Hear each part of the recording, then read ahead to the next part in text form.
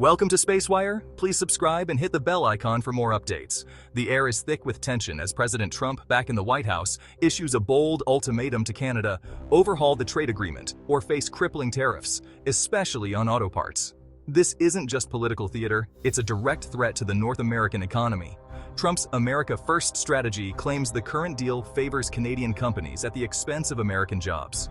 He's demanding new rules on everything from dairy to auto manufacturing, with the clock ticking for negotiators. For decades, the US and Canada have shared a deeply integrated economy. But now that foundation is shaking. Trump is betting Canada will fold under pressure, but it's a risky move that could backfire on American cities reliant on trade. At stake is a fundamental disagreement. Trump wants a clear win, while Canada defends a partnership it sees as balanced. The Canadian government views these demands as an attempt to tip the scales unfairly. As both sides dig in, the world watches. Who will blink first, and what will it cost if neither does? The standoff has set the stage for a showdown with global consequences. The weapon on the table is the tariff, a tax on imported goods.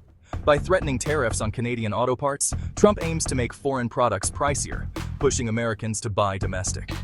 The administration sees tariffs as leverage, hoping Canada will concede to avoid economic pain. But tariffs are a blunt tool. They often backfire, raising costs for American manufacturers and consumers alike. Higher prices ripple through the economy, potentially fueling inflation and slowing growth. Supporters argue short-term pain is worth bringing jobs home, but critics warn a trade war with Canada could disrupt supply chains and cost American jobs. In a globalized world, punishing one partner often means hurting yourself. The debate in Washington is fierce: protect American industries or risk economic fallout. The stakes are high and the risks are real. Tariffs may be a negotiating tactic, but they come with consequences for both sides.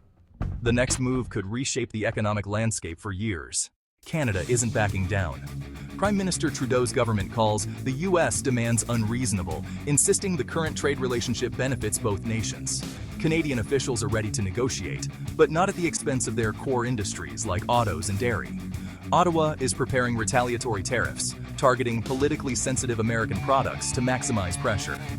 This tit-for-tat escalation is the classic start of a trade war, one that hurts both economies. For Canada, it's about sovereignty and survival. Caving would be a political disaster at home. Both sides are playing to their domestic audiences, deepening the impasse. Canada is betting that economic pain in the US will force a change in strategy. The standoff is now a test of endurance and political will. Nowhere is the risk more real than in Detroit, where the auto industry depends on seamless cross-border trade. Cars and parts cross the US-Canada border multiple times during assembly, relying on just-in-time delivery. Tariffs or border delays would disrupt this finely tuned system, halting production and costing millions. Factories on both sides are optimized for this integration. Any disruption throws the entire network into chaos. Detroit's economy and its jobs are on the line.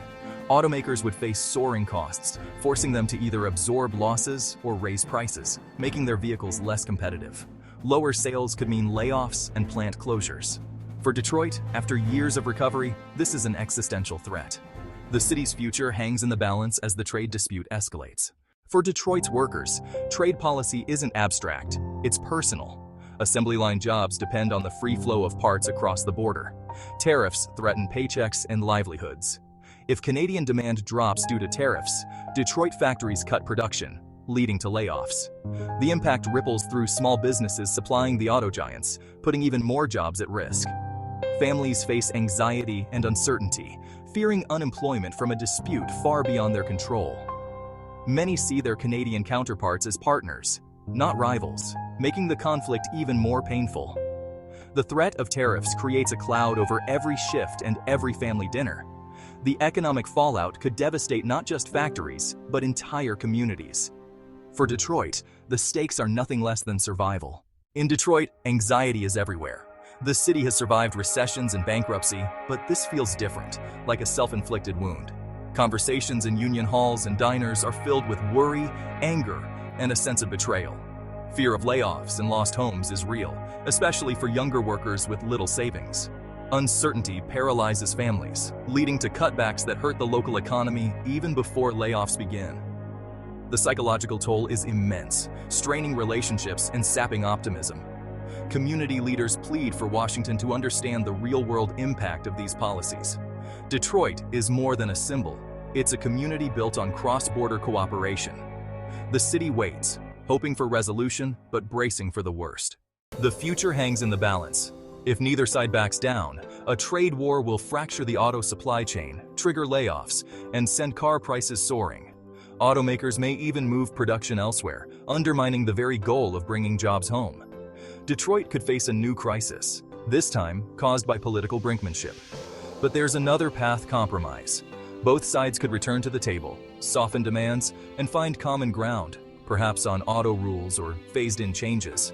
A deal would restore stability, protect jobs, and let both leaders claim victory. The coming days will decide Detroit's fate. For workers and families, the stakes couldn't be higher. All eyes are on the negotiators, hoping for compromise, fearing conflict.